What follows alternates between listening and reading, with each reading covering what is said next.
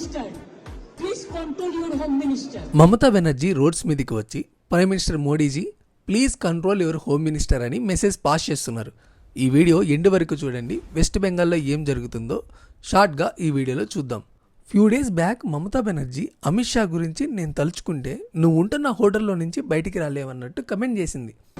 আমাদের যদি ইচ্ছে থাকতো আমরা যদি অসৌজন্যতা করতাম আপনাকে এক পা বেরোতে দিতাম না.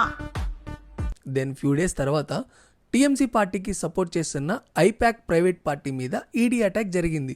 దట్ టు ఫ్యూ మంత్స్లో ఎలక్షన్స్ ఉన్న టైంలో. ఈ ఈడీ రైడ్ జరుగుతున్న టైంలో ఒక ప్రైవేట్ కంపెనీకి సపోర్ట్గా చీఫ్ మినిస్టర్ అయిన మమతా బెనర్జీ ఫాస్ట్గా వెళ్ళి అక్కడ ఉన్న ఫైల్స్ తీసుకొని రోడ్స్ మీదకి వచ్చి ఈ స్టేట్మెంట్ పాస్ చేశారు.